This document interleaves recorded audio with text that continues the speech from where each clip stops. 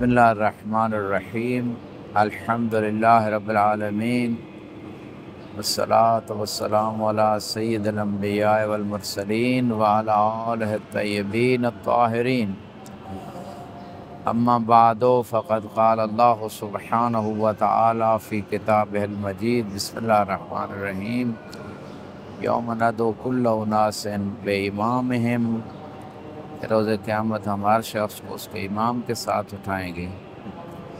اگرچہ بہت ساری ایسی دلیلیں ہیں جو امام موسیٰ کاظم اور باقی ائمہ کی امامت کو ثابت کرتی ہیں، کچھ دلیلیں مشترک ہیں، کچھ ہر امام کے ساتھ مختص ہیں۔ اس لیے علامہ حلی رضوان اللہ تعالیٰ علیہ نے کتاب کا نام ہے الفین، اس میں 2000 دلیلیں اکٹھی کی ہیں، آیات، روایات اور عقلی دلیلیں، جس میں 1000 تقریباً دلیلیں 12 ائمہ کی امامت پہ ہیں اور 1000 دلیلیں باطل خلفاء کی امامت کی بطلان پہ ہیں۔ لہذا جو شخص چاہتا ہے کہ تفصیل سے ان دلیلوں کو دیکھے، وہ الفین کتاب کا مطالعہ کرے، PDF میں بھی مل جائے گی۔ دوسروں کو اس کتاب کے مطالعے کا مشورہ دے، بلکہ حق ہے ہر انسان کا دنیا میں، تو اس تک آپ یہ حقیقت پہنچائیں۔ کچھ مشترک دلیلیں ہیں 12 ائمہ کی امامت پہ، جیسے یہی آیت کہ روز قیامت ہم ہر شخص کو اس کے امام کے ساتھ بڑھائیں گے۔ ہر زمانے کا ایک امام ہے، وہ امام حجت ہے انسانوں کے اوپر۔ اسی آیت کے ضمن میں اللہ کے رسول نے فرمایا، میرے بعد میری اہل بیت سے امام ہوں گے، جو ان کی اتباع کرے گا، جو ان کی نصرت کرے گا، وہ میری امت سے ہوگا، میرے ساتھ ہوگا۔ جو ان کو چھوڑ دے گا، جو ظلم کرے گا، نہ میری امت سے ہوگا، نہ میرے ساتھ جنت میں ہوگا۔ یہ ایک دلیل۔ دوسری دلیل کہ امام وہ ہوتا ہے جو عالم ہو، ان سے بڑا عالم کوئی نہیں۔ امام وہ ہوتا ہے جو معصوم ہو، ان کی عصمت کی گواہی آیت تطہیر دے رہی، چونکہ جس کی پیروی کرنی اگر وہ خود ہی گناہ گار ہے تو گناہ گار کی گناہ میں پیروی جنت نہیں لے جا سکتی، عقلی سی بات ہے۔ اور جس کی پیروی کرنی اگر وہ جاہل ہے، علم نہیں رکھتا، تو اس کی بھی پیروی جنت نہیں لے جا سکتی۔ اس لیے اسی طرح رسول خدا نے فرمایا، خلفائی اثنا عشر وکلہم من بنی ہاشم، بعض روایت میں ہے کہ میرے 12 خلیفے ہیں، سب بنی ہاشم سے۔ اولہم علی، پہلے علی ہیں، پھر حسن حسین اور حسین کے 9 بیٹے، اور آخری مہدی ہیں۔ بعض روایت میں ایک ایک کا نام لیا، اہل سنت مصادر میں بھی روایت ملتی ہے، مختلف روایتیں ہیں، جناب المعدت میں بھی ہے، دوسری کتابوں میں نام ذکر ہوا ہے۔ اور وہ تختی جو جناب زہرا کے پاس تھی، جنت سے آئی تھی، جابر ابن عبداللہ انصاری کو دکھائی تھی، جس میں 12 ائمہ کے نام ذکر تھے۔ اسی طرح بہت ساری ادلہ میں سے جو 12 ائمہ کی امامت پہ، ان کی خلافت پہ، ان کی اتباع پہ حدیث ثقلین ہے جو متواتر ہیں۔ انی تارکون فیکم الثقلین کتاب اللہ و عطرتی اہل بیتی ما ان تمسکتم بہما لن تضلوا من بعد ابدا، کہ 2 گراں قدر چیزیں چھوڑ کے جا رہا ہوں، ایک اللہ کی کتاب، دوسری میری عطرت اہل بیت۔ جب تک دونوں کا دامن پکڑے رہو گے کبھی گمراہ نہیں ہوگے۔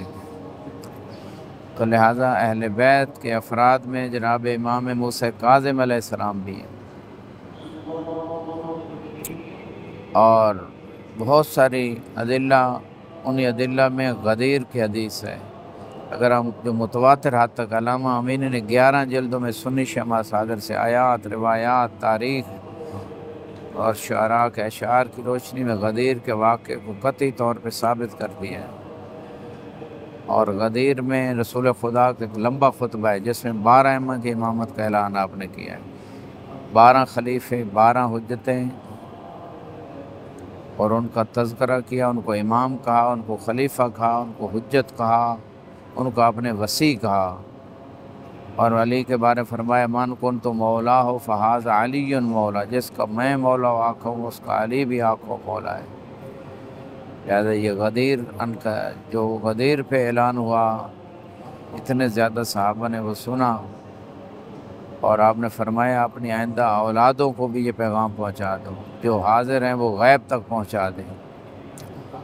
لہٰذا تمام حجتیں جو پوری ہو سکتی تھیں وہ اللہ کے رسول نے کر دیں، بتا دیا، 12 ائمہ کے نام بھی بتا دیے، 12 ائمہ کے بارے میں معرفت بھی دلا دی کہ معصوم ہیں، عالم ہیں، میری اہل بیت کو تعلیم نہ دینا، ان پہ ظلم نہ کرنا، ان کے بارے میں سوال کروں گا روز قیامت۔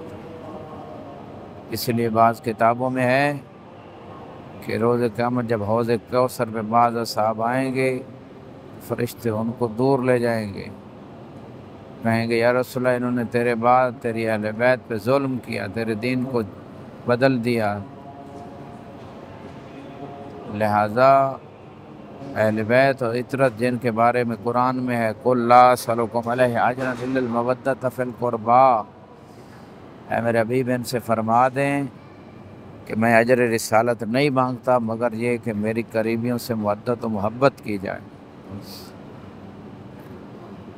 لہٰذا اس مقام پہ کہنے کا مقصد یہی ہے کہ 12 ائمہ کی امامت پہ آیات بھی بہت ساری ہیں، روایات اور احادیث بھی بہت ساری ہیں، اور عقلی دلیلیں بھی بہت ساری ہیں، اور امت کی اصلاح کے لیے، امت کے فائدے کے لیے اللہ الرسول نے ان کو ہادی قرار دیا۔ یارے انتا، جیسے بعض آیات میں بھی ہے انت منذر ولکل قوم ہاد، آپ کا کام ہے عذاب خدا سے ڈرانا، اور ہر زمانے کی قوم کے لیے ہم نے ایک ہادی قرار دیا، اور وہ اللہ کی طرف سے ہادی امام ہے۔ من مات ولم یعرف امامہ زمان ہی مات میتۃ جاہلیہ، اس حدیث میں بھی یہی بات ہے، ہر زمانے کے لیے ایک امام ہے، جو اس کو نہیں پہچانتا وہ جاہلیت کی موت مت کرے۔